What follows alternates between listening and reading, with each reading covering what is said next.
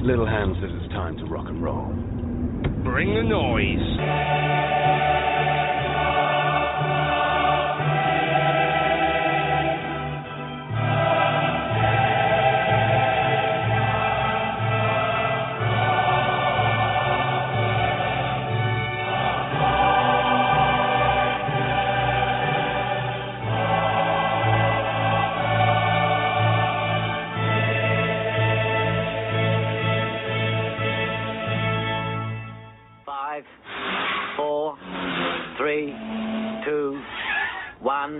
Go.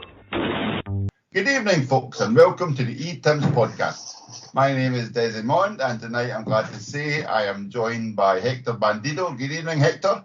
Good evening, Desi. And I'm really glad to say we finally have Ralph Malv back on the line after a few escapades recently in the white van. How are you, Ralph? I'm fine, thanks. How are you all doing? Okay, well, can I just say, I don't think any are doing as good as you, because you appear to be sitting in sunshine in a gazebo. I've never seen Stoke look so glamorous. Have you, Hector? With a fag. With a fag and a Celtic. I like for the those fact. From those from America, you mean a cigarette? Yeah. Right. No, I like the fact that Ralph's went full Celtic podcast and he's got the Celtic t-shirt stroke polo shirt on. I don't know if you've seen any other output, but now it appears to be the rules that you have to wear your best Celtic gear when talking about Celtic. It's like going to mass with your best gear on the Sunday. Does that mean Ralph is pitching to become one of the kind of boards, one of the ones with Dominic McKay and Inner Circle? Because he was in Inner Circle with Law for years. He was. Remember, he sat right hand man. He sat right between him and Paul Brennan. I watched the rugby match the other day, so I was able to talk to him about, so as I could have something in common with him. And remember, Law said under no condition would that man ever come back to another meeting again. Yes, your sin died. But again, Dom McKay might forgive him, because we'll come to that in a second. We're not really sure how many friends Dom McKay has, especially in the Celtic support. But we'll come to that. We hope to be joined by Monty Burns if and when he manages to pour his fiduciary and go and sit. Our fiduciary investigator will be along soon once he's poured his beer and went out into his veranda to sit in the Irish sunshine. So we'll crack on. We've got a few items to discuss tonight, following on from the last podcast where we wondered how we would go on moving into the Ange era. And I'm glad to say, guys, we've got a cause of celebration, the fact that we've now qualified for Europa League. That was good last night, wasn't it, to finally get our qualification for Europa League sorted, Hector? Were you proud of that result last night? Well, wait a minute. But we're no even guaranteed qualifications for Europa League. Oh, sorry, we're qualified for Europa League qualifier. We've got to win. We've got to win the next two rounds to get the Europa League. I wouldn't go that, actually. I wouldn't go that far. I think I've got the Conference League. And only Celtic, as we know, could get knocked out of 3 competitions in about 4 weeks for the first time ever. We must hold the record for a number. We're always the first. Yeah, but we must hold the record for the number. There's a quiz question in itself. Which football club holds a record for the number of quiz questions on a football club? Celtic must qualify easily, because as you say, we're always the first and we always manage to do something a little bit special. So to be the first club to get knocked out of 3 competitions in a pre-season, let alone in a season, that could be quite an achievement. So anyway, back to Metaland last night. Hector, you are our resident tactician. Before the game, there was a lot of concerns about the squad, because we all knew the limitations and the fact that we had a very young and limited experience and limited ability defence. We thought that the midfield would be okay, and we weren't sure what was going to happen up front given the Edouard situation. How did you feel before the game? Did you still think we had enough to pull it off, Hector? No, I think I probably tweeted that I didn't expect us to go through. Not because the Danish team were great. They've got experience, but so have we, and they've lost a few players, so have we. I just felt that their lack of experience and lack of depth right now. And last night, funnily enough, it wasn't so much the lack of experience that beat us last night, it was lack of depth. There was nobody in that bench that he could bring, that Ange Postecoglou could bring on. I was shouting like most folk to get Edouard off numerous times during the game. for a number of reasons. One, he's same as the previous week at home. He way below par, and let's be honest about it. It's as if the lack of work ethic's no there. Probably driven by the fact that he's about to move club, right? Let's be realistic about it. He's about to sign for possibly Brighton or somebody else down south for £20 million. Is he willing to go overboard with his efforts? It doesn't look like it. So I was shouting to get the Swiss boy on up front in place for him. But one of my boys said, well, actually, he missed the West Ham game at the weekend because he was injured. Yeah. Mm-hmm. So the likelihood is that guy probably could only give us 15, 20 minutes, hence why Ange couldn't make the sub. He brought Forrest on for the boy Abedi, who didn't have a great game. But then you're looking, who could he bring on defence? Who could he bring on in midfield? Rogic in the last 15 minutes, because that seems to be his limits right now. So the manager actually, and I've always called, like yourself, Daisy, we called out at the start reservations about the guy with no European experience, Ange. Nothing to do with last night is his fault. Nothing. There's nothing that guy could do. We looked at the bench who was there. We looked at the fitness of the team, who he'd inherited, who wanted to be there. That guy couldn't have done much more than he did last night. You could have put in 2 holding midfielders, but really, to disrupt everything based upon 1 week or 2 weeks, and not even probably practice that way, to inherit that defence, a bunch of kids who, if that was a friendly match, that's the sort of team you sent to. Somebody posted that. That's the sort of defence you put to a friendly match or a benefit match or a testimonial match for somebody. To have that last night and the keeper situation and have no depth at all in midfield or up front, it was embarrassing. And it's a shame for the manager. I really feel for him right now. And everything lies with that Celtic board. Everything lies with them. Yeah, we'll come to that, I think, in an hour. But I apologise, folks, and I apologise to Ralph, because he did note that I should have introduced this podcast as the annual Etims podcast of doom and gloom, because we've had this same podcast for 4 years in a row now, whereby we just have a post-mortem after getting out of Europe in a shameful, unprepared manner. So, Ralph, you actually did tried to be a wee bit positive in the Etims diary on Etims Net the day of the game, try to say, like, here we go, case of that, etc. Let's all move forward regardless. Were you still feeling like that at the end of the game?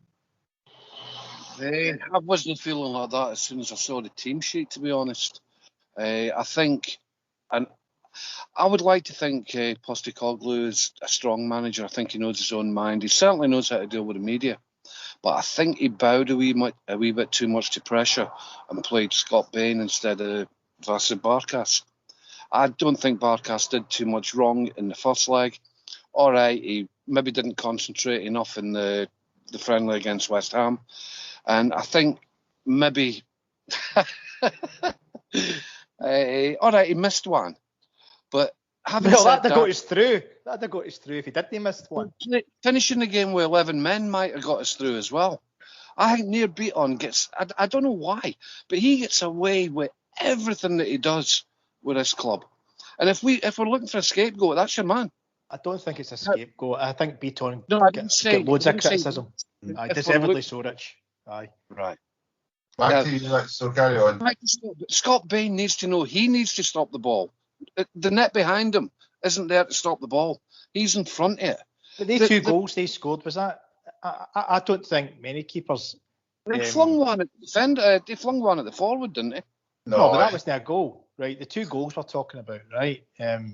Irrespective of Barkas or Bain, the 2 goals we lost, I don't think that was the keeper's fault. The one mistake he did do was, you're right, was a cut across the line and he missed it completely. He did make 2 saves, but I don't think it was a Bain or Barkas error last night. Yeah. The previous week, but come on, Barkas, that's a basic save. Yeah. He didn't do. But this before, I'll get good news for everyone. Our Mr. Resident Fiduciary expert has joined us. Welcome. FUD? You mean FUD? Is that what you mean? We need to keep it short. What was the name again? Was it Wanker? What was it you were called again? Walloper. I think I was called a Walloper a few times. Yeah. Apologise for the big word there. So the Walloper from across the water has joined us to defend Dominic McKay in 2 seconds. So welcome, Monty. We're just discussing last night's game, but we're still on the the pre-game hopes and dreams before the calamity ensued. So we'll stick with Ralph for now. Right, Ralph, so I actually saw someone having a go at Bain because he'd caused that error and it had unsettled the defence. No, like 5 minutes beforehand, and I thought, oh, come on. So you've got Murray and Taylor letting a guy run between them and they're diving header. That's Bain's fault. You can't come on. Like, you've got to call it out when it's due. It wasn't. I don't think last night at the end of the day with Bain. Even he played the best pass of the night. I mean, like actually dropping the shoulder and beating the guy and playing a lovely ball straight through the middle. I don't think it was on him, but he should still never have been there regardless. That's how bad we are. Half of that team at least should never have been there regardless. Yeah. So on certain defence, it needs to be settled in the first place. We haven't had a settled defence for 18 months. So that's nonsense. Like Hector said earlier, that was a reserve defence. And you have to feel for the players. With the exception of maybe Ralston, who's coming on, he seems to be listening to the manager. He's doing what he's asked. It'll take him a while, but he's still not ready to play a game at that level. None of them are ready for that. That's what I'm hoping. That wasn't a level. Come on, that Mitterrand passed the ball right out of the park at one point. They were wrong. As high as it goes. Can I just ask you a question? Right? I'll say my bit and put it to you. I think the reason we lost was Odsonne Edouard over the two legs. Odsonne Edouard by a mile, is the most talented player at Celtic. But as we know, by a mile. Odsonne Edouard was playing home and away games as if he was interested.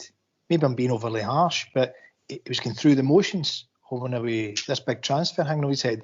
We were playing for the best part of the games. Richard mentioned 10 men we beat on, 9 men at times. The first and then last night, nothing stuck. He barely competed for a header. 50-50 challenge with Eric Sviatchenko. Remember how slow Sviatchenko was? And he was beating him all the time. So I felt we were a man down with him last night. Our best, most talented player who could have won that game on his game convincingly for us let us down home and away. You want to pick a scapegoat? Odsonne Edouard's your guy. Oh, okay, that's good. We know who you're targeting, but that's good. I'll bring Monty in here because that was a point I was thinking of when you started earlier, Hector, and the fact that Monty, Ange has got limited. Ange has got a limited squad, but do you still play a guy doesn't want to play? Do you change your team to try and accommodate that? Do you play like, even I was going to say, that just shows you, I was going to say, do you play Christie through the middle? But he's wanting away or no. You know what I mean? So, like, the amount of limitations on Ange to have to play somebody like Edouard, knowing he's going to be getting, 70% at best? Because let's be honest, every one of us, none of us would be challenging. You wouldn't be chancing a hamstring, you wouldn't be chancing a head knock, you wouldn't be chancing a broken leg if you know your deal of a lifetime's only got 48 hours away. Would you, Monty? I don't think. We can all get. We're looking for scapegoats and trying to understand it, but ultimately, if we're really, really honest, did we expect anything different from last night? If you're really, really honest, the manager's been in the door 5 weeks, so you absolutely can't blame the manager. The players at his disposal, you can't blame them either. Everybody in that sort of collection of individuals aren't playing as a collective the way Postecoglou wants them to play. That's just a fact. They're learning, and it takes months for that to bed in. Edouard, easy to scapegoat him, but ultimately he's a player that we've hung on to for a year too long, really, probably against his own plans and wishes. So it's easy to blame him. I think ultimately, if you really, really want to turn this on someone else, you turn it on the CEO. Ironically, not the board. Oh, we're going to come to that. Don't worry. Oh, we're going to come to that. Okay, there is one person right now who should be, sorry, Desi, just as I kind of try to get caught up with you guys. From a footballing perspective, I agree Edouard was a passenger last night. I don't think you should have played him personally, but then I'm not a professional football manager. I would have played a Yeti. A Yeti's on a contract with us for at least another 3 to 4 years. He was injured. He missed the West Ham. We'll talk before you come on the call. He missed the West Ham friendly at the weekend because he was injured. So the common sense is telling us that maybe can only get 50 minutes. You can only get 50. Hence why you bring them on. Yeah, and equally, you look at, Griffiths, I'm sure we'll talk about the nonsense around that, but equally, that's a guy who got injured on Monday, so couldn't play. So, Postecoglou played the hand he was dealt with as best he could. And when we do get on to, would I have played him if I was in his shoes? I think, yes, irrespective of the outliers, he's your best player, but I would have played 2 up top. I would have changed my system for that game, and I would have played the guy that I'm probably going to hang my coat on next, which is a Yeti. Christie looks like a man reborn. But again, as individuals, guys, Christie's playing for a move or a new contract, so his motivation levels are through the roof. McGregor is now the captain. His motivation levels are also heightened. He also looks fitter. Edouard is playing for a move, so he's going to play within himself. So the worst thing that boy can do is get injured. You can understand them all as individuals, but ultimately, did we really expect anything different? To Ralph's point, we're playing a bunch of reserve players. 4 players in that team last night, arguably, will be 4 players who will start come, November. The rest of them will be gone or they'll be squad. Okay, and I'd just like to say that was 15 minutes, 20 seconds for the first fire alarm going off in the background. I appreciate that. Thank you. For anyone holding the sweepstake out there, that was Monty's fire alarm going off as usual. But it's a very good point. It's a very good point, as in where we're surprised. So let me just read the roll of dishonour as was posted by @Benidorm on Twitter.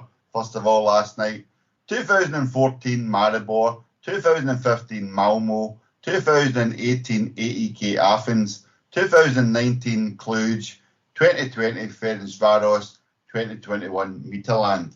So Hector, when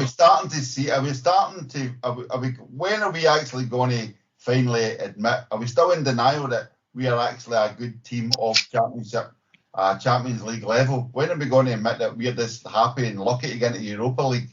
No, we have. Look, I'd be interested if you get someone could compare the budgets of every team that we've lost to that you've just called out there, and I bet you we've got significantly higher budget than every one of those teams. For an example, last night we had 1 sub came on, and Midtjylland had 4 teenagers came on. So this is a comparison. It's not as if these teams are bringing on superstars. No, but we're completely us as a team, right? They brought them on, Desi, right? As subs, right? Yeah. Our team, the last 2 games, this is a team in complete transition because of the dogs that's been left behind. Back to your question though, I bet you we've got a significantly higher budget than every single team that knocked us out, right? So it's been a mixture of bad management by the football manager, bad planning by the board, or number 3, really bad planning by the Celtic board stroke CEO. Right, because every single year, as Ralph alluded to at the start of this podcast, we have the very same conversation after we've just fucked up another campaign to get into the Champions League. And it all goes back to the same thing. Why we don't get players in early enough, get them in for the start of pre-season, get them working with the manager, and get the team primed and ready for the start of our campaign. Because every single year we're throwing away 30 to 40 million pounds every year, which is a gold mine. And actually, the fact that we keep doing this time after time after time is a mixture of being a disgrace and embarrassment for those people running Celtic Football Club right now. Yeah, I'll come to the fiduciary matters because that's an interesting point in regards to the old classic speculate to accumulate. But I'll come to Ralph first, right, Ralph? So I wrote today on etims.net, the new Celtic adage is fool me once, shame on you. Fool me 6 times, fuck you, Celtic board. But is the problem actually Celtic fans for us? This is the 6th time that's happened to us in 9 years. Is it maybe time we looked at each other and went, why are we accepting this? We've all bought our season books again. We've all put our money in again for this season because we lovingly love the club. But we're getting shafted by the board every other season. You're absolutely right. We can blame the board, we can blame players, we can blame the medical staff, we can blame whoever. But ultimately, by buying the season books, by going out and buying the new Adidas home top, away top, kids top, whatever, We're endorsing what they're doing. We're putting our money down and saying, yeah, fine, thanks. We're not doing it for the reasons they're saying we're doing it, but we're doing it. And they'll see that as an endorsement of their policy. And until we stop doing that, this will keep happening. Yep.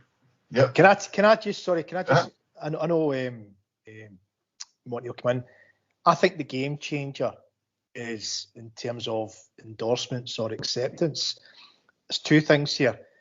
Number one, because of the COVID situation and all of us not getting a chance to go to Celtic Park last season, missing a whole season, which, let's be honest about it, pre-COVID, we never dared dream that would happen. It was a nightmare. So we've all, Desi, you, me, and the thousands of others, we're all desperate to go to Celtic Park. It's a big part of who we are. So that year, that gap was massive. That was something that you're just desperate to get back. But the second part, the bigger part for me is they get a year off last year, the Celtic board. See now fans can go back in the stadium. Watch this space. Because if they think they get all off lately last year, which they did, if there's no change, very quick change to support the Celtic manager here, watch the abuse that's going to get hurled at them at Celtic Park the next game, both inside the ground, and I strongly suggest what will probably happen is outside the ground at the front door when they're coming in and out the ground, because they won't be missing this board anymore. They've had it off lately, and that's about to change. I suggest big style. So are you saying invest in Parkhead Fencing Limited PLC? I would never ever endorse any physical violence, but what I'm saying is I think there'll be a lot of strong verbal communication to the Celtic board, both within the ground and just on the doorstep of Celtic Park in the very near future. Yeah, so Monty, that's what I was going to come to you. Hector made the good point of this is a board who's oversaw the failure to qualify for the Champions League. Say, what is it, 8 years out of 10? 6 years out of 8. 6 years out of 8, or this year doesn't count. Oh, well, that's what it does. I was thinking of the league winners. But so again, is that negligence? Is that again? So it's a case of it's kind of self-perpetuating negligence because they've got so many shares between them. As someone highlighted today, Dermot Desmond's got 99% approval rating at board level. At the board, not with the fans of them, but at board level, where it matters when it comes to an AGM and renewing any kind of proxies. You know what I mean? So, what sort of kind of defence could they possibly have, if any? And B, what can the Celtic fans actually do about it, bar grumble? Permit me a few minutes of ramble here as I give you the stats from the earlier question. AEK Athens, I'm using Transfermarkt, which admittedly isn't company's accounts, but let's have an idea. AEK Athens, total market value 31.1 million. NK Maribor, total market value 8.69 million. Malmo, 22.48 million. Ferencváros, 32 million. Midtjylland, 44 million. Celtic, 71 million. So from a resources point of view, we're almost double any of those teams. Oh, sorry, Cluj. I forgot Cluj. How could I? 27.5 million. We're more than double, in most cases treble. And in the case of Maribor, multiples of their perceived value as football clubs. So with our resources, we should never be being beat by those teams if you measure it purely on resources. So Hector alluded to a couple of different things. Why did we get beat? Poor planning, catastrophic planning, or poor football management, or a combination of all three. There's also an element of luck in there, but park that thought for a second. I have a slightly left field view on this notion of sack the board. Sack the board was relevant when there was a couple of families using Celtic Football Club as a plaything. So you had the Kellys and the Whites and others who ran it into the ground and milked it and genuinely took a lot of money out of the club without doing anything back. Celtic PLC's share price went up 2.7% today. It went from 111 to 114 GBX. Genuinely, it went up 2.7%. So when we talk about sacking the board, I think we're genuinely diverting our energies to the wrong place. Just bear with me. The board, that quote unquote, the board of directors, and I'm not going to use the F word, has legal and financial responsibilities for the affairs of the company. The board delegates day-to-day operational responsibility to the executive directors, the chief executive, Dom McKay, and financial director, Christopher McKay.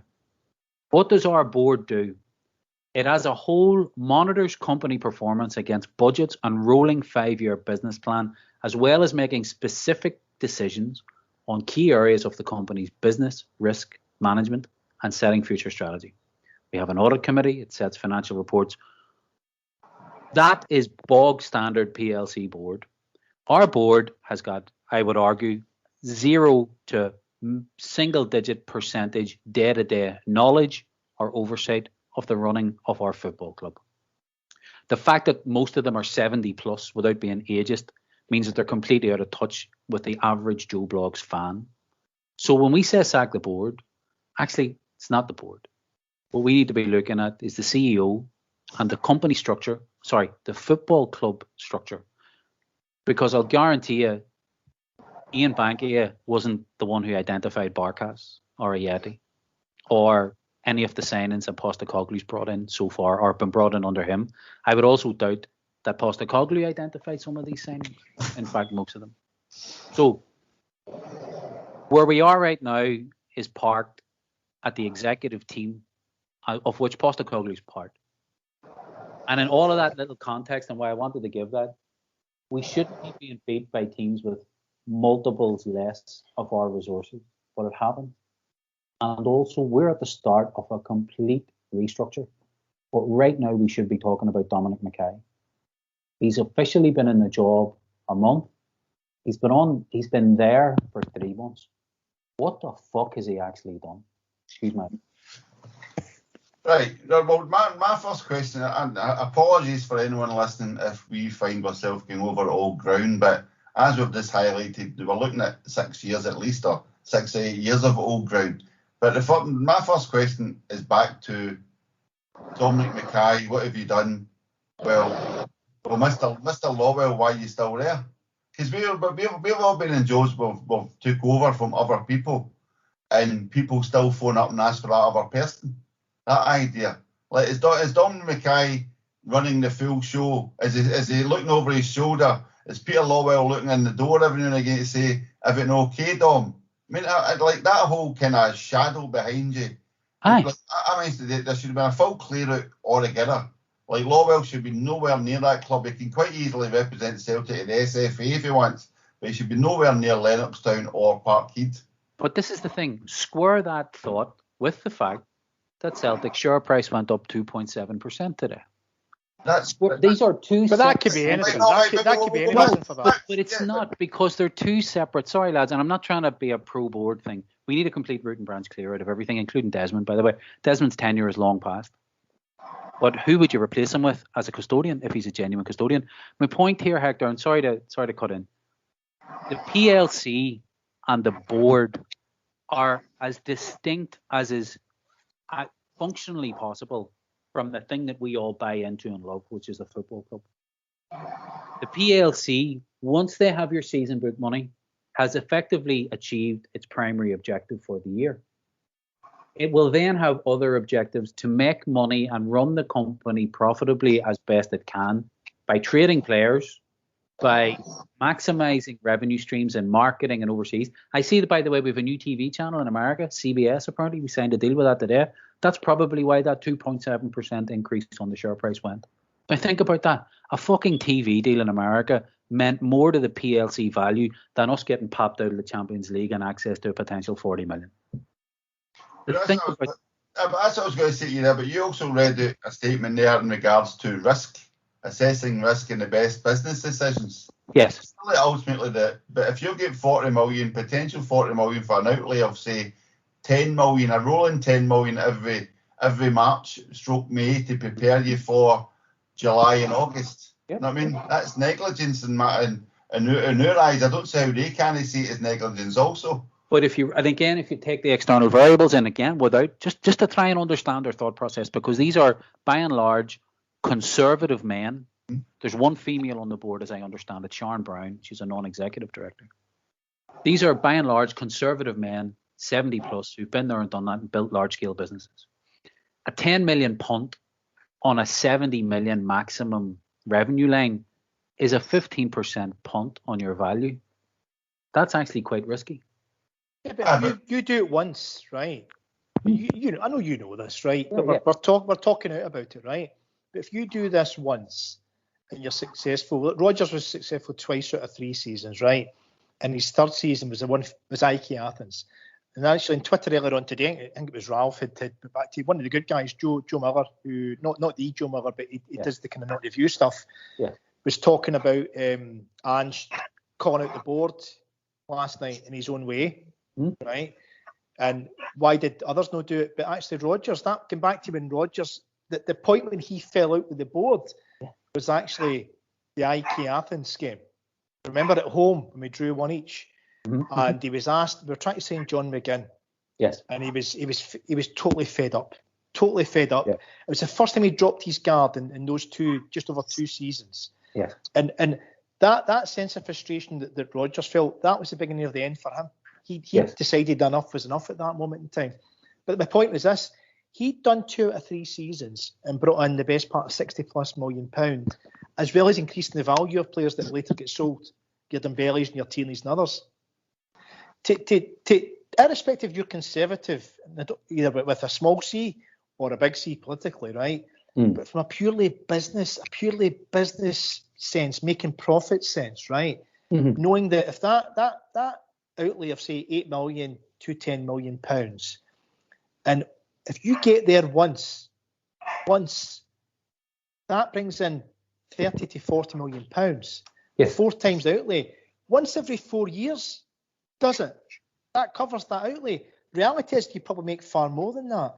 It's the bit that a lot of us just struggle to comprehend and understand. It's as if there's this, with many in the Celtic board. I know you'll come in and say, and I get that. We say board in the loosest sense of the word board, right? We mean the guys running the day-to-day strings, either the CEO or whoever it may be, right? But purely from a pragmatic, common sense and best business sense approach, to every single year repeat the same mistakes time after time after time. It's a horrendous way of doing work. But here's the thing, Hector, and I don't disagree with you, but there's a one line here in the description of what the board do, which explains it. The board as a whole monitors company performance against budgets and, I quote, a rolling 5-year business plan. Right? So what you're seeing is a board and a management team sticking to their plan, and their plan has ingrained in it that very catch-22 that you've just outlined. A refusal to punt the money or spend the money until we know that the money's in the bag. So there's a refusal strategically to roll the dice and say, let's punt 15 million in the hope that we'll get to the Champions League, because it's deemed too risky by the existing board. And as such, the management team take their direction and instruction from the board, Hector. So I don't see anything here that they're not doing. Like, quote, final quote on it: decisions on significant contracts and expenditure above certain levels also require board approval. So are we saying the football decision-making board do not answer ultimately to the main board? Because surely someone has to answer for the fact that, and I'm not even going to say Eddie Howe led us up the garden path, but we allowed ourselves to be manager rudderless for so long. We allowed Peter Lawwell to walk away with his head held high, falling on his sword, almost saying, I'll be away in 3 months' time, as if he was doing us a favour, so to speak. You know what I mean? Like, no one was deemed accountable for the ultimate farce that we've caused ourselves. No one at board level. I would like to understand, and this is why I kind of flippantly asked earlier, does anyone have an org chart for Celtic? Because I'd love to know who's meant to be taking decisions. Any board that I've ever been part of, or any senior management team that I've ever been part of, you're handed your budget and you're left alone. By exception, you would go to the board, and I mean by exception, the last thing you wanted to do was go to the board. So at the start of the year, someone must set a football budget. If that is the board, then the board must set parameters under which the CEO and everybody else works. Now, decisions on significant contracts and expenditure above certain levels are you really saying that we can't sign a player without the board saying, yes, that's a good idea? Because if we are, then we're not a modern football club. We actually are back to the fucking Kellys and Whites and the nonsense of a cabal of out-of-touch people saying, that's a very good point, because sorry, Monty, but it's a very relevant point, because I've written here PR leaks / pish, and that was the whole big scoop that Dermot Desmond is getting involved in negotiations to help Ange. And I thought, what a lot of crap. And then sure enough, last night it was at Galway races, and he's meant to be he's back to being negligent again. And I'm like, who the hell thinks that the Celtic fans are buying any of this? Utter bollocks. But you've still not answered my question of what can fans do about it. This is our challenge now, lads. And I genuinely think Ralph touched upon it. We're a captive audience, whether we choose to accept it or not. We've kind of got Stockholm syndrome. We're caught, and you don't want to miss out, and you feel an obligation to part with your cash at this stage of the season, even for a product that you may or may not even be able to purchase. You wouldn't do it with anything else probably in your life. So the mentality of the Kellys and Whites still exists in a PLC, but bear in mind a PLC exists just to make money. So let's not presume they've a soul. We can make our voices heard at Celtic Park, but ultimately it needs to be directed at the right thing, because these guys can just ignore it. Someone else mentioned, I think Ralph or Hector, they can just ignore it. It's water off a duck's back. It means nothing. So we're in a catch-22. Best thing you can do is back Postecoglou, but then you'll be called one of the happy clappy keep the faith brigade. He's on borrowed time already. I feel for the man. I don't think that's the case right now. Example of it. Sorry, Hector. No, I was going to say, I will come back to that, because that's one of my points.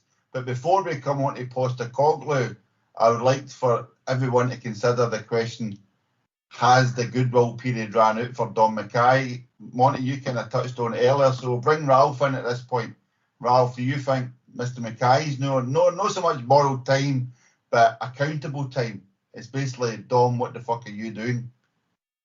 Well, first of all, listening to Monty there, that was an awful lot of sense, because it takes you out of the world of going to the game, watching the game, and talking about the game afterwards. Because I agree with him. I don't think the board are remotely interested in what happens on the pitch. And they're going to get criticised for not backing the manager, and it's all their fault. But think about how much money they actually spent last season in the summer, and also that they didn't sell any key players. Now, any manager who wants back, that's as much as we can afford to spend. And already this summer, we've got, is it 3 players for £3-4 million each? That's £12 million. Now, if £15 million is a hell of a risk, we're already running into becoming a hell of a risk. Yeah, but you sold Ayer. You sold Frimpong last week. We're trading, right? Yeah, but we also sold the Polish guy for $3 million, and sold Jack Henry, believe it or not, for $2 million, and Schwed's away. So they're actually. We also burned $18 million in cash. Sorry, Rob. But a point, we're not finished yet. So when it gets sold, Ralph, as well. Spin it as we've just financed a rebuild. When Postecoglou was on the telly last night, and he said, I didn't convince the board that we needed these players enough. The tiredness you saw at the end of the game last night, that's down to the fact they've had to train properly for the last 4 or 5 weeks. Under Lennon, training was kind of half-hearted, knees up, and then to the pub afterwards. That's guesswork. That's total guesswork. Yeah, I think there's a few variables to that, Ralph. But just on the monetary point, in general, I think that the attitude that Postecoglou has to training is maybe shocked a few of them. There's a few of them know they're going somewhere else, so they're not interested. Can I read you out what you've just said there, Ralph? I'd had it open. This was Ange's comments last night after the game, right? I'm the person put in charge, and if we haven't got the players in, obviously, this is the bit. I haven't done a good enough job of convincing people we need to bring people in, right? So the people must be Dom McKay. Let's be honest about it. That's got to be who's riffing, right? No. Or is it Kennedy and Strachan? No, well, Is he telling them? No, right. he's This talking boy's about, good. This he's talking boy's about buying good. players. No, but he's talking about buying players, right? I mean, nothing to do with Kennedy's striking. This is him saying, I need a right back, a centre back, a number 6, a winger. Anyway, hold on, but it comes to this is a bit.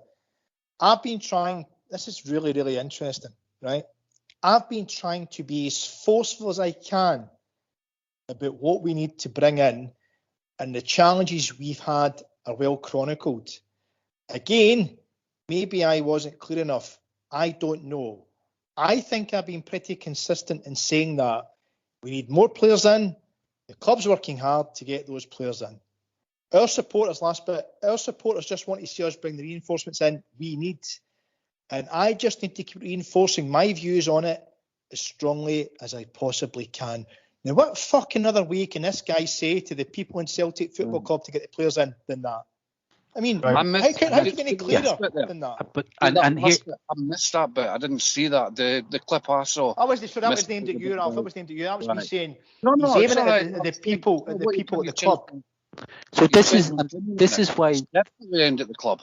Yeah, I thought it was aimed at, the kind of thing when Griffiths got an extension, there would have been people saying to him, well, listen, he's got a bit of baggage, he might be more trouble than he's worth.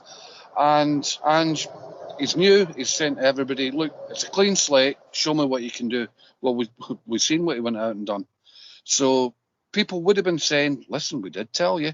And that comes back to when I've went to new branches, there's always somebody in there that will warn you about somebody, and you'll always say, well, look, can I make my own mind up? And 9 times out of 10, they're right. But his comments last night, how damning are they? Right? Now, this guy plays with a straight bat, right? I think we can all see that. An absolute straight bat. I like the cut of the guy's jib, to an old Glasgow expression. I really do. He's very clear, very upfront, doesn't fuck about. As we said in the last podcast, pretty much an Australian guy.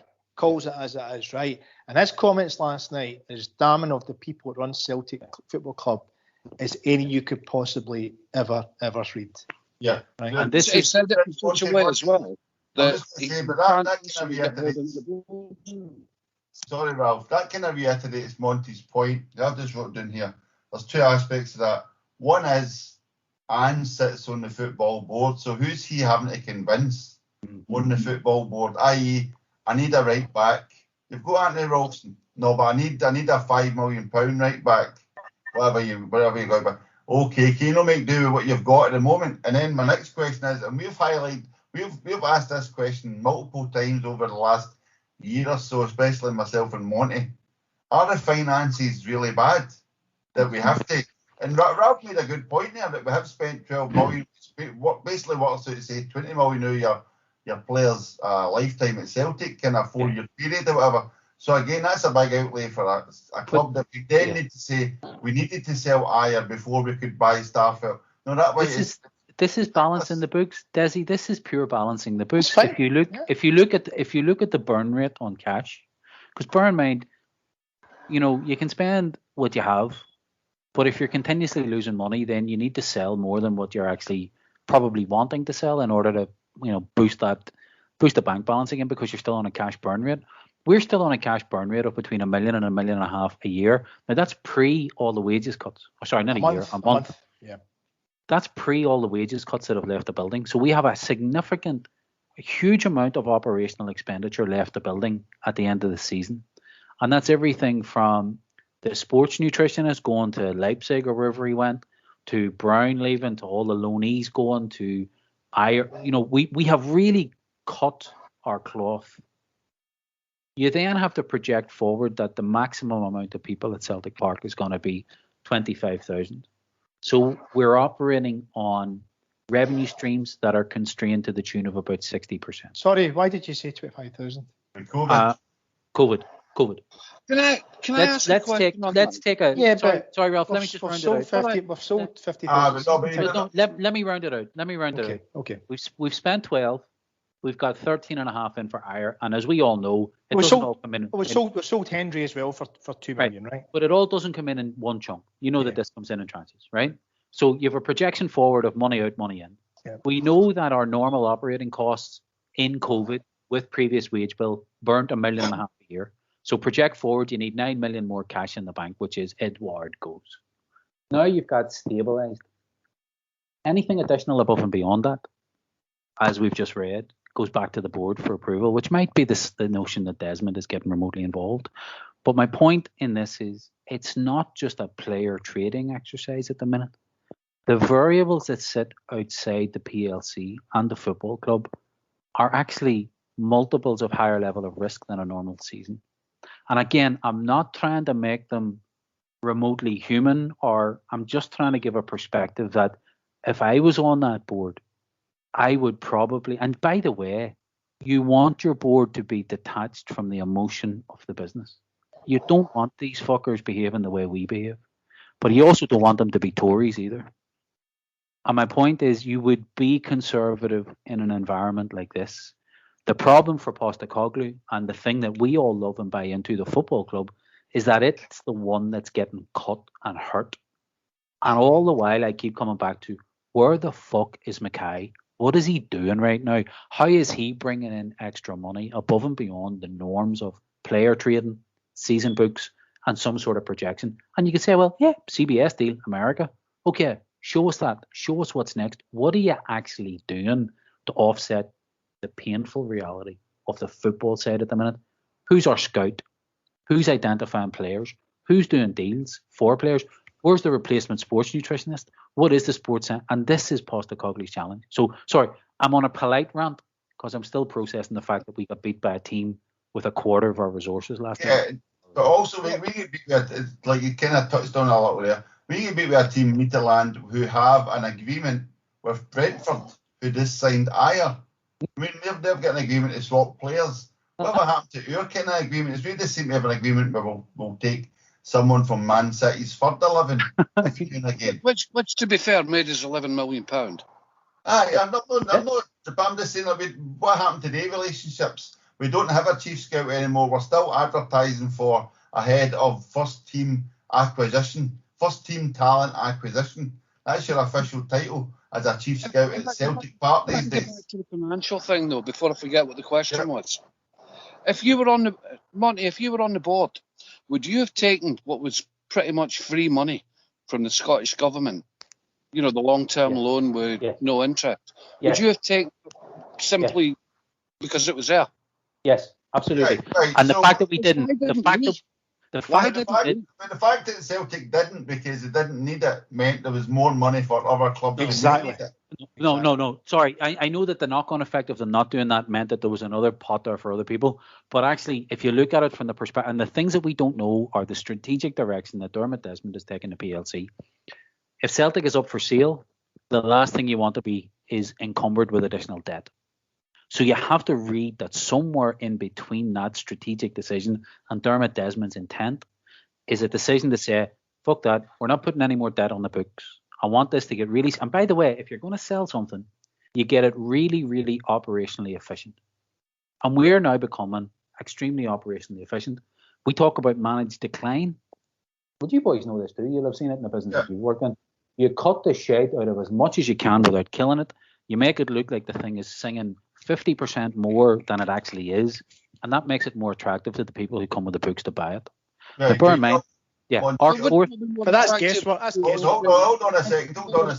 But in the absence of knowing what the strategy is, Hector, all we can do is... But even if you were kind of right in what you were saying there, but it means we're far less attracted by the fact that every single year we fuck up this £40 million cash bounty. No, but it does. Because if you come in, you want a club that's more high profile. You want a club competing in Europe. SPL, let's be honest about it, right? Apart from people who are passionate like myself and other people who are Scottish, Irish, whatever backgrounds around the world, it's European football. It's the Champions League. If you want to buy Celtic Football Club, you want them in that area there. It doesn't matter they might get to the group stages or not, or the last 16 is a kind of bit of a dream. You want them there being visible, to sell the brand, to sell the sponsorship, to get extra money from Adidas in a few years' time. The fact that we're embarrassing ourselves every single year at this moment in time, I'm sorry, that's not an attractive selling up proposition. That's the opposite. That's unattractive. But no, but hear me out. For me, no. That's incredibly attractive. It means that you're underperforming. Make more. You're underperforming. I fucking want you. I can No, I'm form talking about by if you're changing- Desmond. I'm talking about if you're Desmond. You're saying about Desmond potentially to sell. You would want to make the club more valuable, more attractive. This has been less attractive. Yeah, I take your point, but remember, you put a valuation on a club or a company based on its numbers, not its intent. So if the numbers, and these are all just metrics and they're just spreadsheets and there's no soul, it's just money. If Celtic's price earnings ratio was of a particular level, it's attractive. If Celtic's gross profit and operating profits are of a particular level, are attractive. But if you can run PLC through a COVID constrained environment and achieve those metrics and achieve primary objectives, which, by the way, let's not forget, as backwater as Scottish football is, Celtic's primary objective every year is to win the SPL. That's it. Desi, you raised that. Can I just an interesting thing just now? Desi, you raised the question there about who's in charge of Celtic scouting right now. Okay. Now there's I don't know if you guys have the chance to look at it. There's kind of video doing an from Sevilla's sporting director, a guy called Monty, who played them for years, but he's been director of Sevilla for quite a long time now, and he's done 13 30-minute classes. His number was 13. He was at Sevilla. And basically, I've just watched the first one. And the reason I'm bringing this up is because you're talking about scouting there. As he would say, there's three types of models at a football club, right? One's where it's the chairman that runs it, or the president, as is in Spain, as we've seen at Real Madrid and at Barcelona, right? Two is they call it the English model, right? Where it's the manager. Traditionally it was Alex Ferguson type, or the Jock Stein type, or the Brian Clough type. But he said number three is the more mixed model, where it's a director of football, sporting director, who works with the board and the manager as a sort of triumvirate, and they work together to try and get the best for the club. So that's what Sevilla do. It was really fascinating. But the thing that was really, really fascinating, he was talking about the key dynamics, and this is just the first episode, and it came to scouting. And basically paraphrasing here, he goes, by a mile, the most important thing for a club with this model is scouting. You must have the best scouts covering every single continent on the planet, using data, which is available to everyone, big data, using the eye test, going to see players. I appreciate COVID the last year for all clubs has been a bit of a concern, and bringing it all together and daily crunching the figures. So when the manager says to you, I want a number 6 holding midfielder who's big, strong in the air, strong in the right foot, pretty good in the left foot, can pass a ball 10 metres and has got pace. The manager gives you that, you crunch the numbers, because all these scouts you've got, and you go, right, here's the 3 or 4 players we think we can get, here's the cost of each. And it was like the way the guy put it, to me, total common sense, but it makes you think, what the fuck have Celtic been doing for the last 10 years? Who was the guy that was with us and knew the way back with Rogers? Lee Congerton got universally pilloried at Celtic. And now if you read the informed media down in England's view of Congerton and Rogers' success at Leicester, they're putting a lot of it down to Congerton's ability to scout early, get the right guy identified, and Leicester's ability just to do the deal. So why was he such a clusterfuck at Celtic? Because now we're homing in on where the focus should be in this sort of transition and exposure and anger. Can anyone guess? Here's a quiz question. Sorry, Monty, but you'll like this. Can anyone guess where former Celtic scout John Park is now? I'm not clue. Former Celtic chief scout John Park has become Leisure Warsaw's head of international recruitment. There you go. I mean, that's a good example. Someone tweeted last night, Midtjylland have 3 scouts in Colombia alone. You know what I mean? So it's like that whole vision. But this brings me back to Monty. Apologies for butting in there. You talked about the 5-year business plan, and we know that would have been totally bollocks with COVID, etc. But they kind of hope, but they're meant to kind of deal with these kind of emergencies, then pivot and go somewhere else, etc. But when you start looking at kind of we're a trading club, but it's ever like feast circles. As soon as Edward goes, who are we looking at then? McGregor. No, but you're not going to get from McGregor now. You're not going to, like, Edward's a young man. You're not going to get much money for McGregor. Let's be brutally honest. I'm talking about. He's only 26. That's not enough, Ed. It's not enough to get you your 12 million. You're not going to get 12 million from McGregor. Are you serious? You would. And then Without a doubt, easily. Honestly, I don't think you'll get that money from McGregor. I think you're talking 15 million plus for Callum I McGregor. don't think he'd be top. I don't think if you were drawing up a list of saleable assets, I think Celtic would be looking at Abada. Their plan is punting him for 7 million or whatever. Oh, McGregor's worth way more than that. You're way off there. I don't think McGregor's another Forest. He's not getting punted. Oh, you're miles off. I'm telling you, I'm thinking from a board perspective. But we're still, again, that still reinforces my point. We're not bringing in, we brought Edward in for 9 million to sell him for 20 million. I mean, we never brought McGregor in to sell him, so to speak. So we're buying cheaper talent again in the hope that we find a gem. But as I said in that piece, that's no problem. That model's no problem. No, it's a problem when it's no longer working. That's the problem. It's the lack of scouting. It's the lack of quality scouting. So now we're throwing shit at a wall and hope some sticks. But you're also doing cost £15 million. What you've done there, intentionally or otherwise, is you've identified where the problems are, because the structural problems are what Dominic McKay has inherited and what Ange Postecoglou is now having to suffer. So maybe even what he was referring to. I think what we're hearing now is, if I read between the lines of that, and again, guesswork. I didn't do a strong enough job of convincing people of the players or the need to bring in players. That's McKay, and his direct line management's McKay. It could be the informal calls with Desmond. Look, we really need a right back. Leave it with me. But actually, none of that should be appropriate. Those three models Hector called out off the back of that Seville video, none of them have your manager going with a begging bowl to a CEO who says, I'll get back to you. None of them have informal calls from the fucking owner written into how you run as a professional entity. It almost feels like we've been ran like a fucking corner shop with Peter happily behind the till. It really, really does. It strikes me as an incredible way to run a business that tipped 100 million turnover a couple of years ago. It fucking staggers me. Now, I know football's an outlier in terms of governance and an outlier in terms of how deals get done. There's so many quirks in it. And Hector, you correctly touched upon it, I think, in the WhatsApp group. It's very difficult to do a deal in football because there's so many fucking sharks and charlatans in them, and many of them crooks as well. But ultimately, it appears that we fell into a one-man fiefdom. And someone, it might have been David Lowe on Twitter, referred to Peter as, a very handy custodian for the prime shareholder or something like that, something along those lines. A really good accountant for the major shareholder. So if we're going to rebuild, and it's going to be McKay and Postecoglou, it's going to take time. You're going to have to find best-in-class scouts who are going to want to come and scout for a Scottish football club. Really? You're going to be scouting in markets that are probably more difficult than the big boys because you're really looking for bargains. Your budgets are so constrained. You have nothing. You have a starting position of fucking zero, it seems.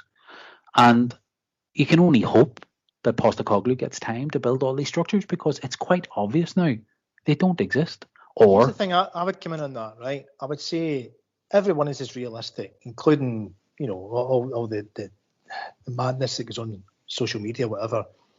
We know we can't buy the elite player. We get that. Everyone gets that. We're not going to spend 20, 30, 40. We get that.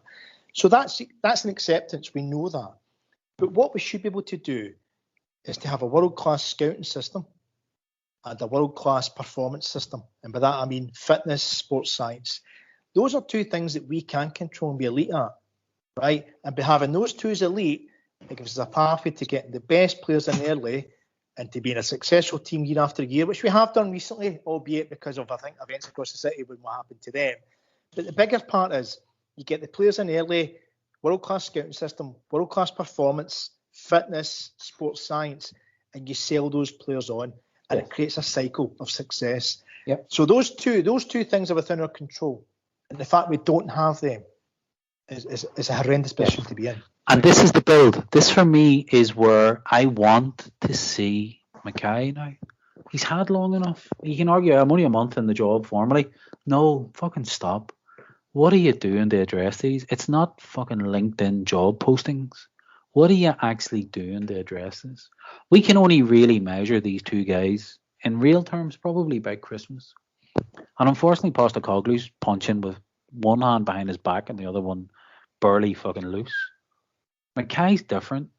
McKay can run about in the background and build all this and tell no one. But equally, there has to be something tangible that we can see, a structure that's going to be sustainable for the future. Director of football, where is it? Where is it? Exactly. We've been talking about it for 6 months. Where the fuck is the director of football? And again, why were we talking about a director of football? Because it was leaked at Celtic we're going to have a director of football. As part of led up a Eddie Howe's path structure. of believing that. But again, my point to There that does point, need to be. There does need to be somebody that's working with Postecoglou and also working with Dominic McKay as a kind of intermediary. why?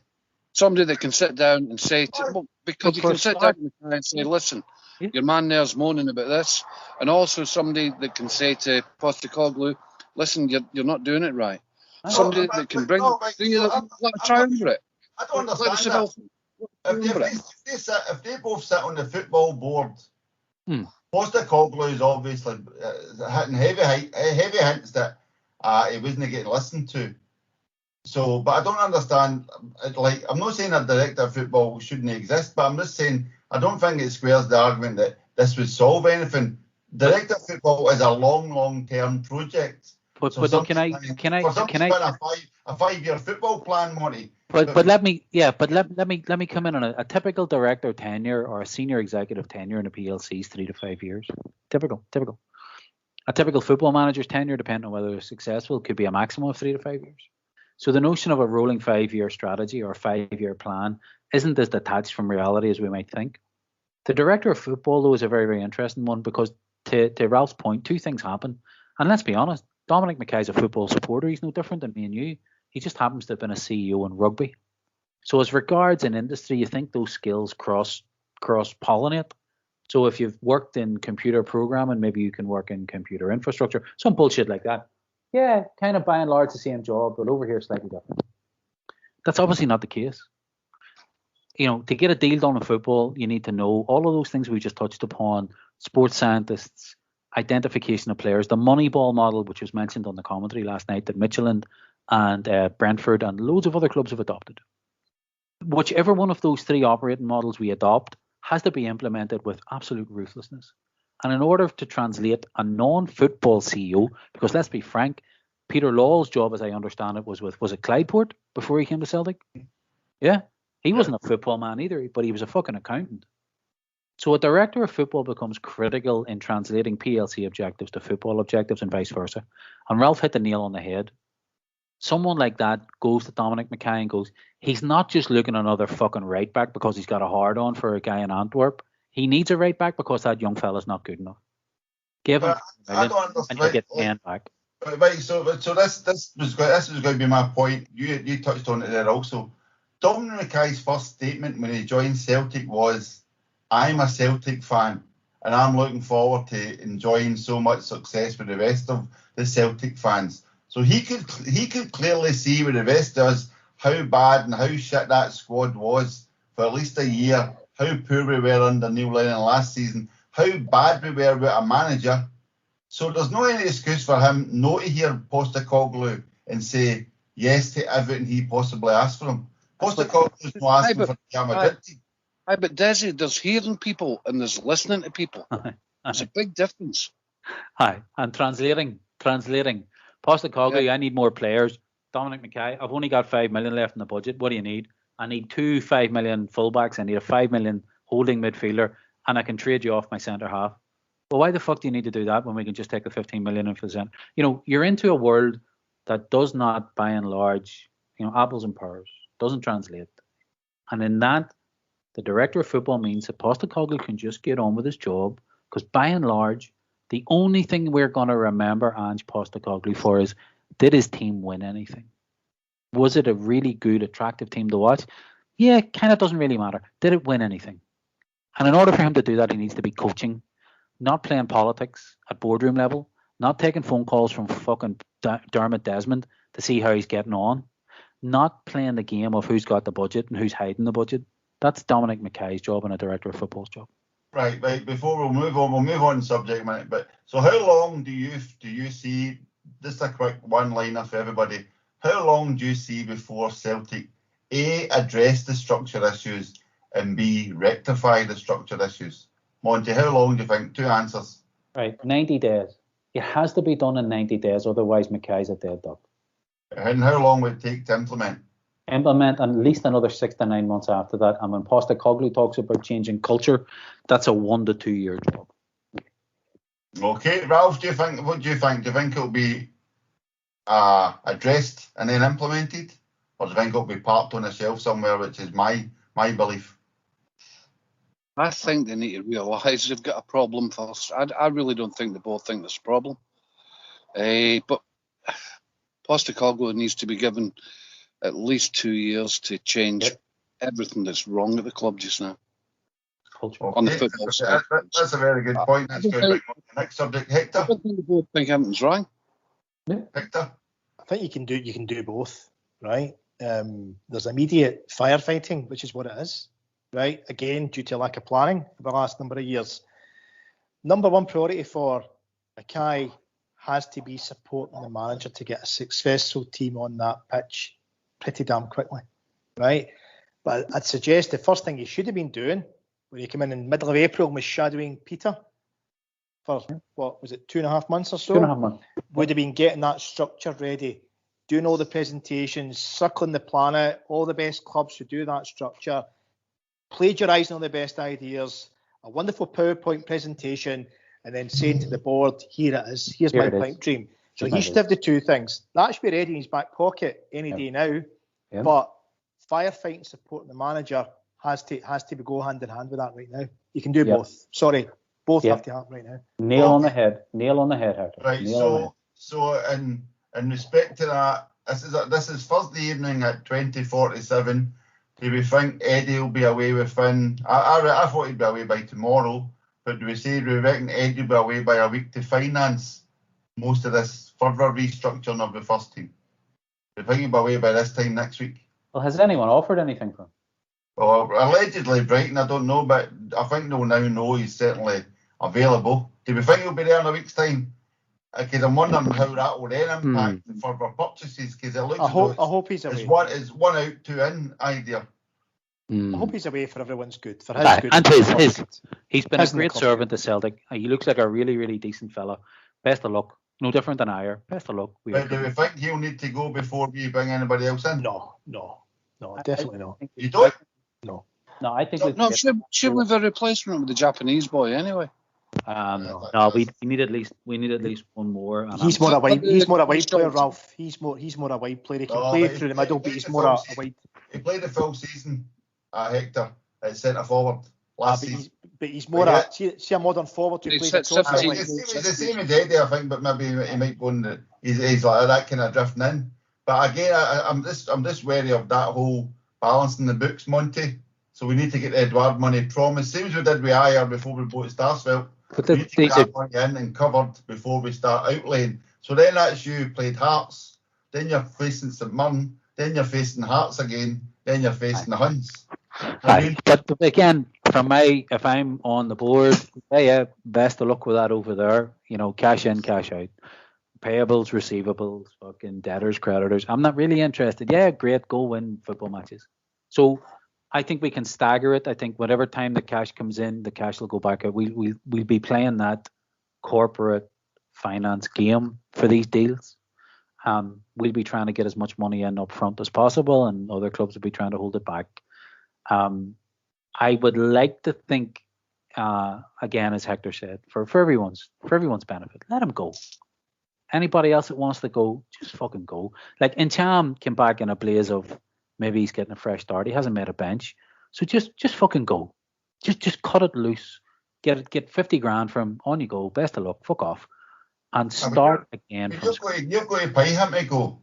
Let's be honest. You've got to pay him. You've got to pay Bolingoli to go. You've got to pay Barkas to go. Well, these guys are all sitting and pretty. pretty They contracts. can go on loan, Desi. They can go on No, loan. but you're still going to get him incentive factor. It's still up to Celtic to get rid of him, if you know what I mean. And Aye, again, that's not Postecoglou's job. I'm not That saying would be that's- someone else in the Yes, football structure. I So how appreciate can that. that man coach, which is his primary job, and get his philosophy in place when all of these other distractions are taking place because he's not being supported by structures that exist or don't exist in the football club?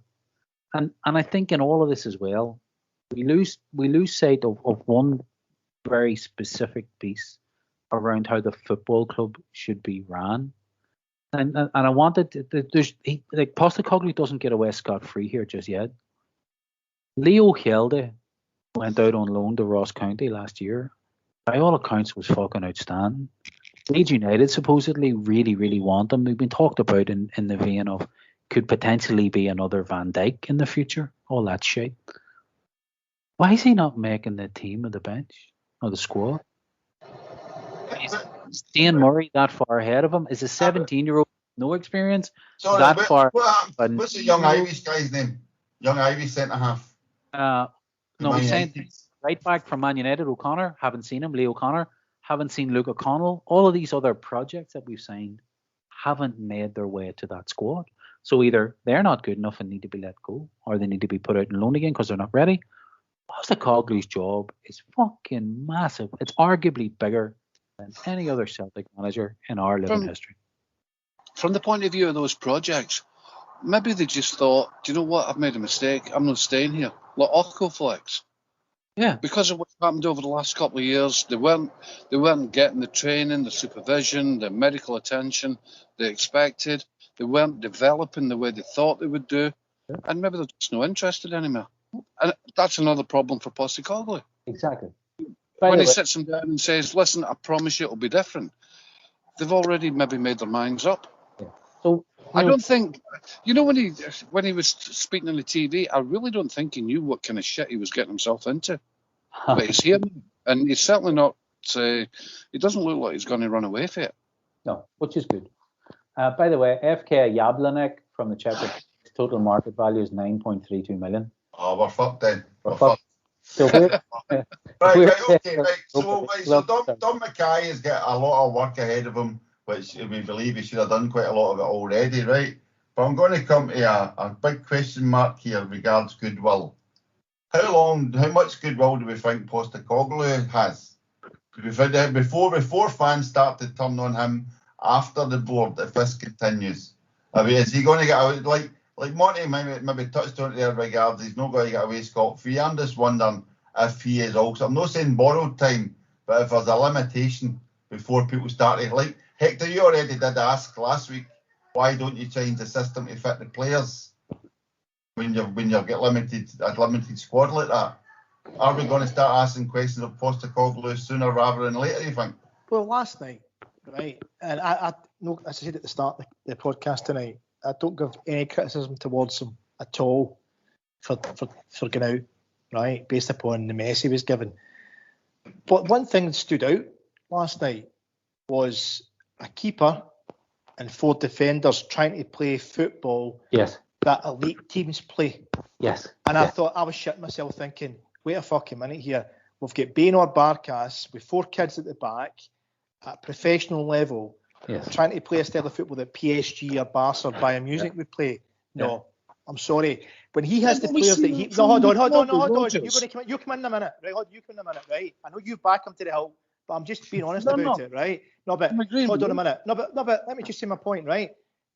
When he's got the players in that he wants, right, and he's got the Swedish guys coming in, hopefully a right back comes in soon, the left back, another centre back, and a number 6, because Sorrell's now the number 6, right? When he's got them, he wants to do that, go for it. But to do that with these kids and that keeper last night, I was shitting myself watching that. I was shitting. I thought, I'm sorry, Ange, you've got to be pragmatic. You've got to be pragmatic more than what you're showing right now. And that my one thing that worried me. Thing that worried me was watching that last night. Can I just, before Ralph comes in, let me just make a point. When you seen it and you knew you were on the kind of seat of your pants, but it was working because it worked, did it get you kind of thinking it worked? None of those 2 goals last night, or indeed the goal in the first leg, were the fault of us trying to play a style of football that the manager wants. So did it get you thinking? Right, here's a man who's got the balls to say this is what I want to do. Because I watched it and went, what the fuck? A couple of times being nearly lost it, and then I went, actually, that's actually brave. And for a bunch of kids at a back line, we know that Greg Taylor is limited. We know that Anthony Ralston's limited. But they at least fucking tried to do what their manager asked, as did the two centre halves. And if that is our style of football with the right players, then you can only hope the man gets given the right amount of time. But as I watched it, the only thing that I thought we lacked was belief. I don't think we believed we could win that game last night, even when it went to 1 each. Ability. Well, I don't know. I think belief drives ability in a way that we can't totally fucking comprehend for professional footballers. You believe you can do it, you can do it. And I think that comes with experience and, yes, a better quality of player. And is that because of the experience we had? We're sticking to the manager's plan under Rodgers when we played the likes of Paris Saint-Germain. Yeah. You learn more when you get scalped than you do putting 3 past fucking Ross County at home. You learn more about what the manager wants when you're getting absolutely pummeled and he's telling you, don't you dare deviate from what I'm telling you to do. And I think we have potentially... Lennon didn't. I don't know. I think Lennon he deferred. He deferred right. much. Yeah, laissez-faire. He did fuck all. In reality, his input in the coaching was minimal. And as a result, the players down tools because they want some balance between freedom and structure. And I think that's what we're really looking at. And I hope the man gets given time. But that wasn't the question. I agree with that. I actually said that. I said, well, he's got the right players. But that was the one thing that worried me. Was see with that young team in a Champions League qualifier, I'm thinking, fuck, come on, right? A better team would have took the ball off us, come on, and pressed us. They didn't press us the first half. If they'd have pressed us, we were in trouble. But they weren't a better team. They were fucking pushing. No, but if they were a better team, if they were a better team, that's my point, right? If he's not going to adapt with the players at his disposal, that's a worry. You've got to have a plan A and a plan B. You know, just a plan A and do it better. I'm sorry. You've got to have at least a couple of plans, right? And listen, it's funny. You know, Des and me, right? We were pretty blunt in that we didn't think Ange was the man for the job based upon his lack of coaching credentials in European football. But that's been said. I'm fully supportive of the guy. I wish the guy every success in the future. I'm really behind him right now. And I think, Desi, to answer your point, I think the vast majority of fans, even ones like myself and you, who to start with a bit of come on, really, we're all behind him. Yeah. But it's a results-based business. Yep. Right? And if we lose to Hearts this weekend and we don't win one of our next 2 home games, listen, doesn't matter who the manager is. They're under pressure. Yeah. Right? That's a results business, right? Yep. From my perspective, I think you'd made a good point in regards to Sorrow there. Again, I think he was one of the players that get better every game he never played the last couple of years. A lot of the like El Hamed, etc. When they were out the team, people were thinking they were better than the people who were failing in the team. But the one thing I did notice, like watching that, I was at the West Ham game at the weekend and I had a cracking view right along the line of Anthony Ralston and the young central defender playing against Antonio. And I know Antonio is a superior player, right? But I had a perfect view of how that guy just rag-rolled the whole Celtic defence. One guy just ran, but the one thing I had, like, there was massive spaces when Ralston tried to go up the park, lost the ball, Antonio's on the halfway line, runs up the park and scores. Easy football, but we're leaving mad big spaces. But the additional problem with that is the midfield aren't big, they've not got a big enough presence to cover the spaces when the defenders go up the park. So again, I think we're talking about buying centre halves now. The midfield we thought was going to be great with Sorrow, McGregor and Turnbull. I just don't think they've got the physicality to deal with Scottish football, let alone European football. I think we need a Wanyama style. I'm not saying we can afford a Wanyama, but we bought him for next to nothing. But we need that style of player. We're going to miss Bruni big time, that presence in the midfield. McGregor's not that player. No, you're right there with the players. There's also something else that's it's in the back of my mind from what people who've been drinking too much have been telling us. And that's it. There's a French-speaking clique at the ground, not a French clique. And if you look, like you said about Sorrow, it gets better when he's not playing. He's part of that clique as well. The clique that Edouard and Cham and I just get rid of the lot. They're not interested. None of them. But I think Ralphie, team dynamics will always create cliques. You also had a Scottish clique when Brown was there. All you had to do was watch the team photos after we won something. These are normal. They're hierarchical. It's just for a good manager to figure out the team dynamic. If there's a clique there that are all speaking French, so fucking be it. But in Cham's attitude, we know is rotten. And the guy thinks he's better than we are. He had an opportunity to prove that and actually cost the manager. But he's also telling other people that, from what I hear. But in that scenario, Ralph, that's normal. Impressionable kids, listen to him. But that's the challenge. That's another part. That's getting back to what we talk about a football manager and a PLC. But that's a challenge for a manager. You should be able to see that. But Ralph, you get that at amateur level. You get the two boys who drink together, poisoning it doesn't matter. It's normal team dynamics, and I think Postecoglou's far fucking too long in the tooth to even perceive that as a challenge to him. If it's there, it's. I think you get through them. I think, to be fair to Postecoglou, he'd tell him to fuck off. Yeah, well, wouldn't he miss them? But that brings us back to like the Edouard and the Christie question. Should this be a case of saying, do you want to be here? Yes or no? Yes. All right, you're in the team. There you go. Christie, there's your new contract. Give him his contract. Christie, do you want to be here? Do you think he's already asked that question? And that's why Christie's playing out his skin. I know you're cutting your nose off to spite your face, but for the greater good, promote a Luca Corno, promote one of the youth for the bigger picture, the longer term. Because or I might have been Dembele's plan, but he's injured now, or a Mikey Johnson to fill in for Christie. But we're running a standstill, I think, at the moment with players like Edouard and Christie, even Rogic. I don't know. He's just taking up a space as far as I can see at the moment. I think Ange was bigging up Christie, to be fair. He's been really impressed with him. And I actually think I think he's always, you can tell read between the lines, right? About common sense. You've had conversations. I think he sees Christie as Christie. I know he's not his favourite flavour, right? But the way Ange's style appears to be this pace and high energy, that's kind of Christie.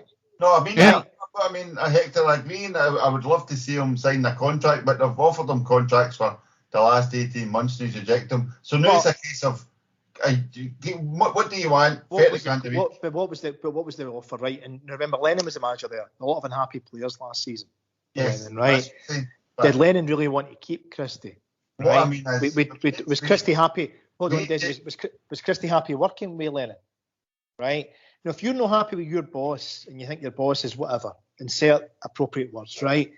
And you've got a chance to go away, you'll probably go away. If you've got a boss that comes in next and you think, fuck me, he's magic, I'm having some of this, that's the dynamics, isn't it? Not just in sport, but in any line of business. And maybe that's what's happened with Christie and Postecoglou, possibly. That's what I mentioned in the WhatsApp. Christie looks like a fucking man possessed. There's two layers to it. One, there's a new manager in playing a style of football that obviously plays to Christie's strengths and gets him fitter, and that whole high press, high energy, and he's tickling his balls and telling him he's brilliant. The other side of it is Christie's also playing for either a new contract or a move. So his motivation levels are at a level that you're thinking, right, if you're a genuine top level professional, you should be able to hold those performance levels at here and then push on from that. So you'd like to think he would accept the challenge. You'd like to think he'd embrace it. But we're going to have to pay him what Scott Brown was on or something close to it. Now we go back to asset recycling. So if you can get Christie locked down on a new contract, then you've got someone that you can cycle out in 2 years and make a significant return on the contract. Same with McGregor, same with Turnbull. So there's your core. You know, you've got a couple of decent centre halves. You know, we seem to be developing wingers. We've hired the young Israeli guy for exactly the same purpose. You know, develop him, sell him on. So you're cycling. You're taking on board the components of the existing business model at work, and you're applying them into football. So, yeah, I'd love Christie to stay. Actually, I'm not his biggest fan, but I think he's a perfect guy for Postecoglou. I hope he stays. Yes, I'm saying that too. But what I'm saying is we have to make that move as quickly as possible. We can't just keep waiting until maybe we get to the end of the August window where we face Rangers. So you've maybe lost another 3 weeks where you could have brought someone else through into your team, kind of idea. But or else you just keep you just putting plasters over a gaping wound, knowing that Christie's going to get to say 2 months into the season and go, right, I'm away in January, I'm a free agent in January. He's going to mentally down tools because he's just going to self-protect himself in a Brian Laudrup fashion. That's just human nature. We need to either offer him what he wants and make him stay, or cut the cloth and get rid of him. And I'm not that like nasty, but it's like longer term. We need to think, who is this squad going to be as we move forward and get the personnel in as quickly as possible.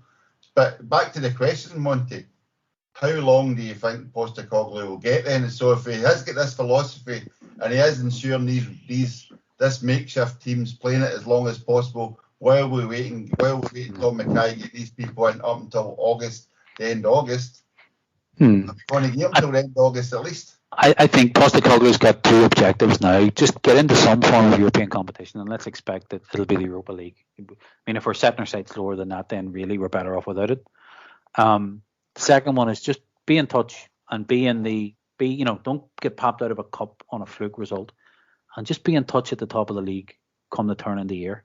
Because I think come January we'll start to see what the man's actually about, and I don't think anybody who's reasonable wouldn't give him that amount of time, knowing what we know. Ralph, what about you? Well, he did say that he was talking about signings, and he said we're not even guaranteed European football yet. So that's clearly his first target. Once he gets that, whether it be at Europa League or Conference League, then he'll maybe relax and start to look at building a team that can dominate domestically. I think most of us see that. I think most of us know that we're in the middle, we're knee deep in the shit. And I think we trust him at least until Christmas to show us, if not results, but that he knows what those results might be. And if I was a conspiracy theorist, I would think a game against Hearts in the last 16 of the League Cup, which will probably be followed by Aberdeen and then maybe Hibs away, and then that lot in the final, is designed to stop him doing that. But I'm not a conspiracy theorist. Right. Well, okay. Well, we'll come to Hearts in a second, but quickly, a quick question to everyone, a quick answer from everyone. I know we're running down in time. The last podcast, I proposed that I would be happy to write off Europe this season. Hector, you said you and Monty both said no. How's your thoughts? Has it changed now that you're hoping for Europa? No, it's not changed a bit. Europe's vital, and I disagree a wee bit with Monty's point there. There's the third competition, and by the way, for the younger generation, there always was 3 competitions, right? And it was actually better with 3 competitions: the European Cup and the Cup Winners' Cup, which they get rid of, and the UEFA Cup. They're bringing back this conference, right? So in effect, there's a third competition. No, we need European football. Our players and the manager need more games, especially against better teams, to help their development progression. We need European football. Back to Ange, Christmas is key. If we're in touching distance, great. If we are 12 points plus behind, Christ almighty, no. The knives are out. And pragmatism and long-term thinking doesn't matter a damn, right? Once it snowballs, once the anger starts to snowball, which is going to go to the board, and if the manager will start to get it, because that's just a results-based business, then no, he'll lucky get out of January. I hope that's not the case. If we've got to not lose this weekend, right? And people go, I've got to beat Hearts at Tynecastle. Listen, don't lose this weekend. Dundee at home, St Mirren at home. At least 7 points out of the 9. At least 7 points. And a result against this Croatian team with some new players bedded in. If he gets that, he'll start to build foundations. It reminds me of Strachan's first season. Remember, we get pumped 5-0 up media, his very first game. Yep. But Sutton had down tools. A lot of the players we'd lost at Fir Park last game of the season. Mon's last game, wasn't it? Or second last game, right? Wasn't it? All the players had down tools. They were done. They were finished. A whole number of issues. Pumped 5-0. Thought it was the end of the world. But he somehow managed to brick by brick. He brought in Boric. He brought in Nakamura. He promoted a couple of the youth players. And we got a good run of results domestically. And that seemed to just kickstart us. And I'm hoping it's the same with Ange. Just get the bread and butter domestic stuff in the bag. Let's go to Ibrox. ideally level points for them, at least level points from them, worst case 2 points behind, and keep in touch to Christmas. Keep in touch. That's it. Monty? And the thing is, agree with everything Hector said. The thing is, we're coming up against one opponent in Scotland who have a system that they've been working on for 3 to 4 years now, and are very comfortable in it. So that's effectively our benchmark. That's the thing that we have to beat.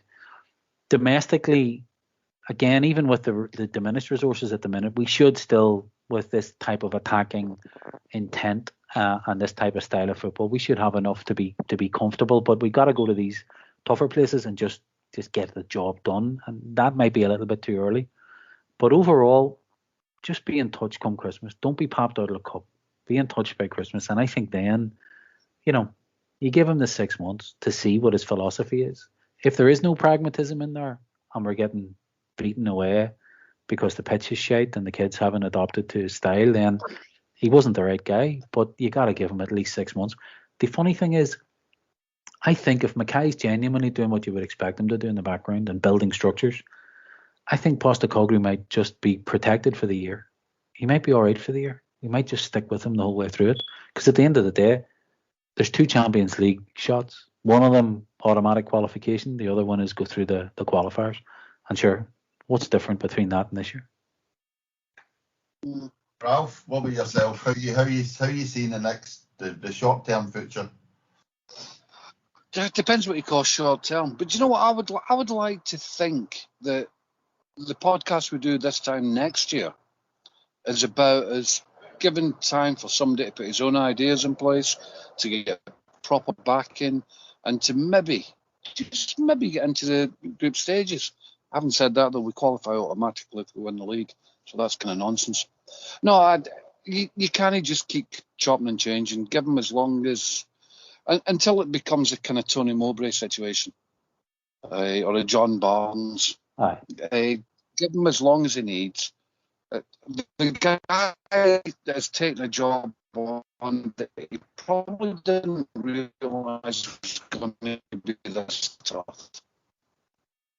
So the least we can do is until he says I'm not interested, give him till then. So probably August 12th. What happened to the freeze? No, you. I thought it was me, but you were a bit blocky. But we got to just quick before we wrap up. Saturday, the league starts. What's the predictions for Saturday and the league, Hector? I don't want any hopes or dreams. What's your hard reality? What do you think? Saturday's result, and at the moment, I'm not going to hold it to you, but for now, how do you see it? The league. This is Saturday. This is the hardest one to predict for a million reasons. This Saturday, right? But number one, I don't know a lot about Hearts. Being brutally honest about it, because they were in a different league last year. But Tynecastle is always a tough place to go, no matter what. Right? I know they've just come up in the cans of the league last year. Our team, are we going to have a new keeper? Is it going to be Joe Hart in place for Saturday? Is Starfelt fit enough to start? He's been in quarantine for 10, 14 days. What other changes? I take it Beaton will probably come back in. This is all guesswork. Will Edouard be there? This is such a hard one to predict for Saturday. But I'm going to let the heart rule ahead. 2-1 Celtic. The league, as things currently stand, no, we won't win the league. As things currently stand, right? If we have a conversation in 3 weeks' time, do I expect us to have a better score than we've got now? Absolutely. So maybe ask me the question in 3 or 4 weeks' time. But right now, you can't back us right now to win the league, as things currently stand. Yeah, fair enough. I was just going to say, do you think it'll be a heroic Scott Sinclair run up the park to tap it in? An anti-Ralston 25-yard rocket underneath the bar, behind the line. Double crossbar bounce. That'd be lovely. So, Monty, what about yourself? Confidence or apprehension, or again, is it just a big shrug? Are we currently in big shrugs and we don't really know how things are going to work out at the moment? I don't have any expectations for the weekend. I'm looking forward to watching Celtic. I genuinely don't have any expectations. I'm buzzing just to watch us in a stadium that has fans, and even in a shithole like Tynecastle, full of vile fucking bigots. It'll be just great to watch Celtic in that environment. Be nice for Postecoglou to get a taste of the reality too, even with the diminished crowd. Nice to get a win in a competitive game. Aye. But hey, I'm sure. I think we'll beat them, but that's possibly hard ruling ahead. As regards the league, I just believe that if we're in touch at Christmas, we'll go on the momentum thing because the man's ideas and culture will have started to really take seed. That's the only kind of out for me. We have to be in touch by Christmas because, ultimately we're building something that's on an upward curve. They're very much on a plateau. They're there to be knocked down, and they're not going to come up against a team as unmotivated as we were last year. So there's always hope. Ralph, do you think we'll keep a clean sheet on Saturday? If I was a Hearts manager, I would be saying to my players that this is a great time to play Celtic. We'll never have a better chance of getting a result against them. That worries me a wee bit, but I think we should have too much quality for them to get a result. I'd be happy with a draw, just simply because it means we're not getting beat. But I'd be disappointed if we didn't beat them. So I'll go for a 3-2 because our defence will not keep goals out. And what about the league? Again, just a case of finger in the air, wait to see what happens in other areas. It's kind of disappointing that we're talking about keeping in touch. All this nonsense about a 25-point gap to overturn. No, we haven't. We started 0-0. We just need to win more games one at a time, and we shouldn't be needing to keep in touch. Although obviously the end of August will be important. All right. Okay. No, I'm not that worried about the league. All right. Mind you, I wasn't worried. Midland. Right, Okay. Daisy. Come on, Daisy. I can't admire all your optimism. I like being Mr. Negative and doom and gloom on the chat. I can see us scoring the first goal, James Forrest's first goal, and then we'll see that goal. It'll be a set piece, but we still seem to be quite fragile. And I'll go for one each. But again, as long as Hector, we've said this for years. We'll still see a Celtic team that can play no to lose. I mean, we don't need to win every game. So if we can go to Ibrox and no lose, again, I'd be quite happy with that. As I say, keeping touching distance where we bring in, I'm banking on Furuhashi coming in and setting the league. He's just going to be a total phenomenon in the league. I'm banking on that happening. A guy who no one will know anything about, and he'll just run away for everybody else. That's what I'm hoping for. Fingers crossed it happens. We can't guarantee it, but we're in the fingers crossed department for now until Dom McKay does his job. What's your league prediction? At the moment, I think it could be. I think the league could be done before the split. Rangers will win the league before the split if Dom McKay does not get players in early enough. I don't think we can bring players in January, but then it will already be done. We need to get the players in within the next couple of weeks, and that's why I'm asking earlier on about Edward having to go to get the money in to actually go and get the 3 or 4 players that we need straight away in the first team. Because it's not even 1 or 2, it's 3, 4 and 5, and maybe 6 and 7 and 8 for the squad to be strong enough in the SPL. Because I think we're just going to get bullied a lot. I'm a negative guy in the squad, in the team, so hopefully I'll be wrong. We'll wait and see. I can't wait to go to one of your parties. Oh, I'll tell you, the party is fine. I'm just trying. I just keep saying to people on Twitter and all, people keep going about, we need to bring in better talent and better levels of talent and higher levels of talent. And I try and say, well, we have to be realistic where Celtic are at the moment. As Monty's pointing out, we're getting beat with clubs at a turnover of 8 million or market value of 8 million. Or we are as low as we can go, hopefully, at the moment. Yeah. All righty. So I think that's a good 90 minutes. I think Dom McKay actually escaped from Hector's previous Twitter. I don't want to say threat, but it was Dom McKay was promised he would be front and centre of our discussions tonight, and I think he has been. We agree he's got a big job to do, and he should have done a bit more of it up until now. Well, hold on. I'd like to take his head out of his arse Yeah, well, I'm right? trying to be polite. And communicate with the Celtic fans about what his vision is, because I've heard fuck But all from him. wait, now he's Oh, inviting a few of them round so they can all have a wee chat. And I tell you what, that's genius, because what he's done is created one camp with the mainstream media and one camp with the fans media. So they'll all just argue about, or we as supporters will argue about which one's right. He's got Which means 50,000 not season arguing ticket against him. holders that he's accountable to, right? And there's been zero communication with 50,000 season ticket holders. He's got to get the finger out. No, but listen.